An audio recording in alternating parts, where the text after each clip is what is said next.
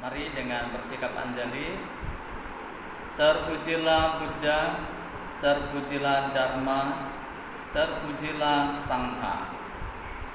Arahang Sama Sambuddho Bhagava Buddhang Bhagawantang Abhiwademi. Swakato Bhagavata Dhammo Dhammam Namasami.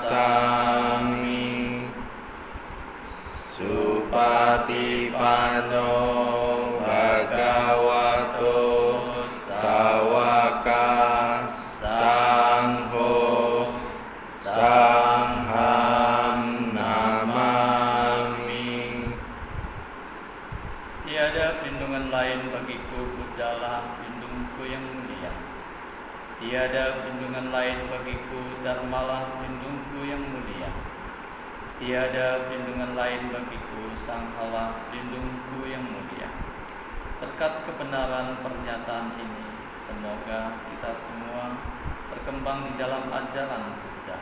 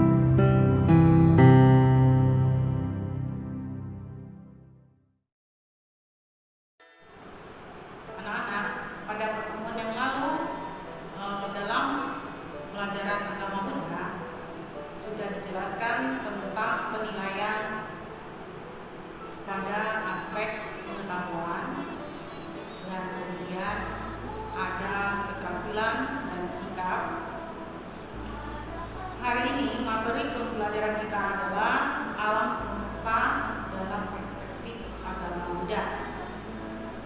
Tujuan pembelajaran supaya kita lebih mengenal alam semesta, lebih menghargainya, dan bisa menjaga alam semesta dalam keadaan yang sebaiknya.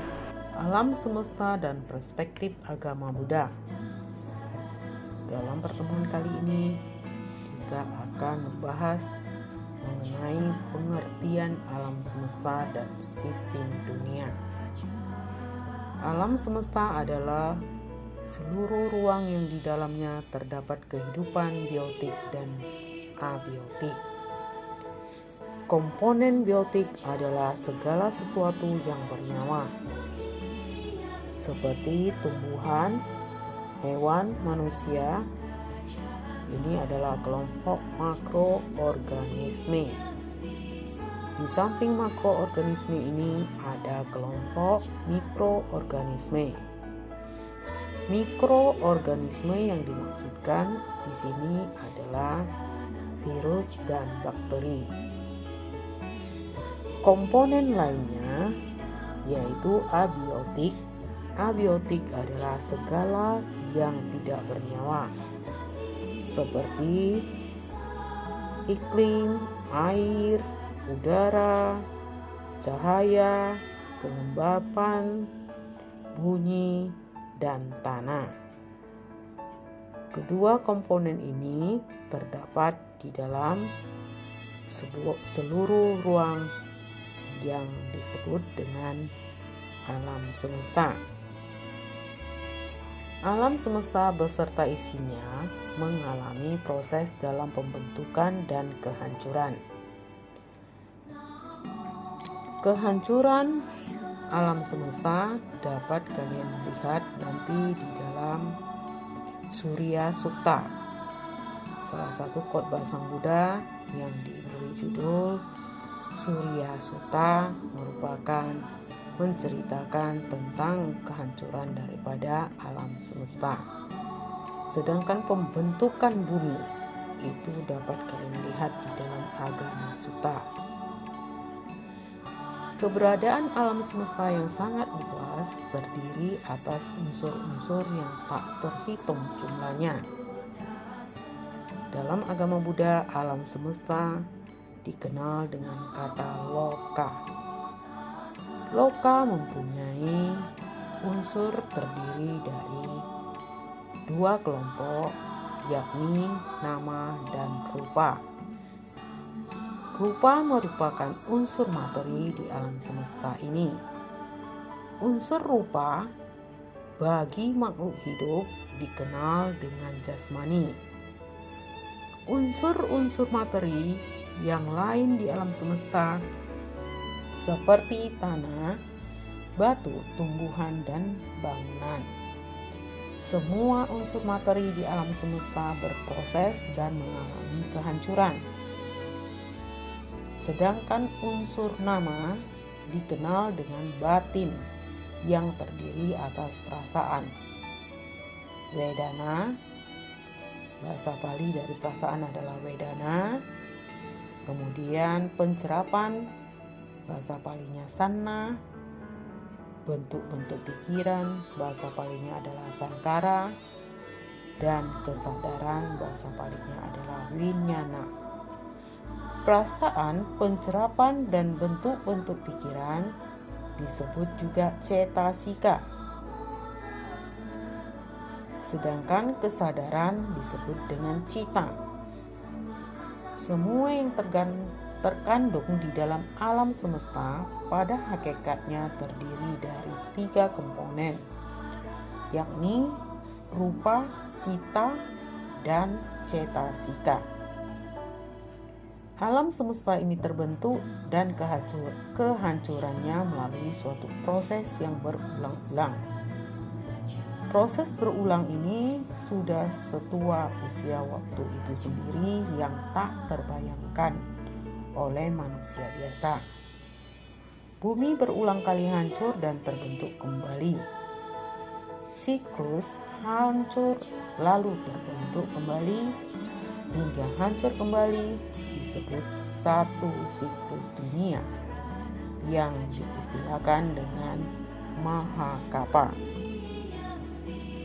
Lamanya satu Mahakapa diibaratkan dengan lamanya waktu yang diperlukan untuk menghabiskan sebuah bukit cadas yang berukuran sangat besar, yang mulus tanpa cacat. Apabila batu cadas itu digosok menggunakan gosokan sutra yang paling halus, setiap 100 tahun hanya sekali. Apabila batu cadas itu habis dengan proses yang tadi disebutkan, maka belum tentu satu kapa terlampaui. Demikianlah perbandingan yang sangat-sangat di luar pemahaman sebagai manusia biasa. Jadi alam semesta ini kita mengerti perlu ada penjagaan, perawatan, perlindungan. Dalam pandangan agama Buddha, sistem dunia ada dua sistem dunia. Pertama, sistem dunia tunggal. Kedua, sistem dunia beragam. Sistem dunia tunggal digambarkan sebagai alam semesta merupakan sebuah piringan datar yang disebut cakrawala atau bahasa Sanskertanya cakrawala. Cakrawala dalam bahasa Pali berarti bidang yang menyerupai roda. Dalam cakrawala terdapat alam-alam surga atau alam dewa dan alam-alam Brahma yang ada di atas piringan, serta alam-alam rendah yang disebut dengan neraka. Di tengah cakrawala terdapat Gunung Meru setinggi 60.000 yojana. Setengah dari gunung ini terbenam di dalam air, dan hanya bagian atasnya yang terlihat. Ada 6 gunung yang mengelilingi cakrawala dan saling berhubungan. Ruang di antara gunung-gunung tersebut ditempati oleh berbagai jenis samudra. Salah satunya dinamakan Samudra Agung atau Mahasamudra, di mana di dalamnya terdapat 4 buah benua, yaitu Utara Kuru, Jambudipa, Puba Wideha, Apara Yojana. Utara Kuru terletak di sebelah utara. Jambudipa terletak di selatan.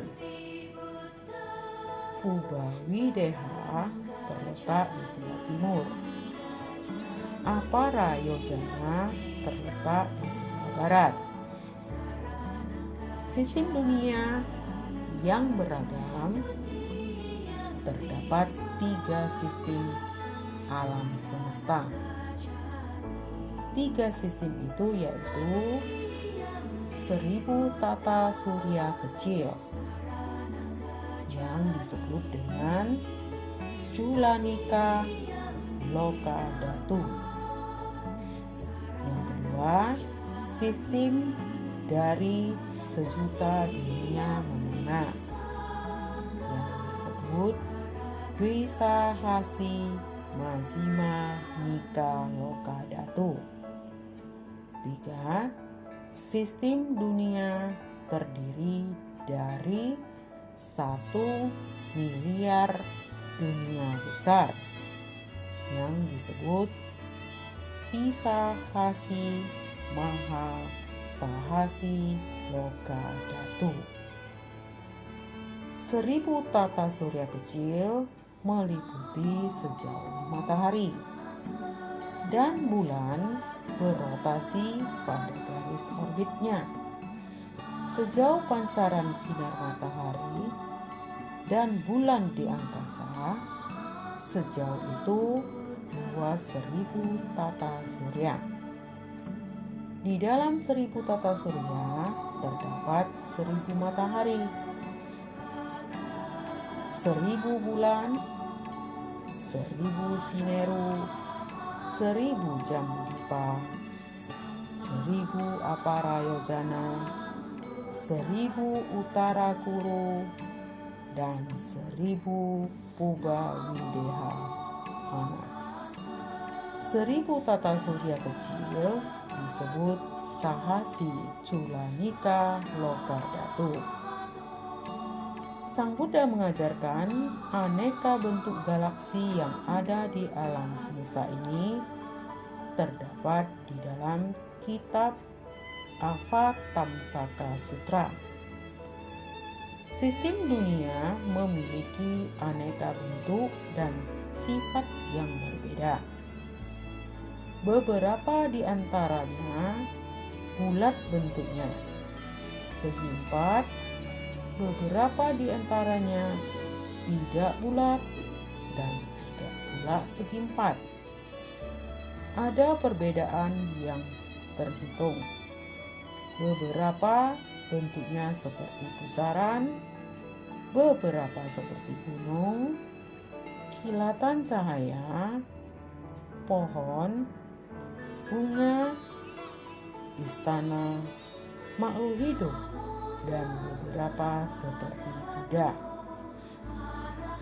Jadi, Sang Buddha mengajarkan aneka bentuk galaksi yang ada di alam semesta ini terdapat di dalam kitab Avatamsaka Sutra.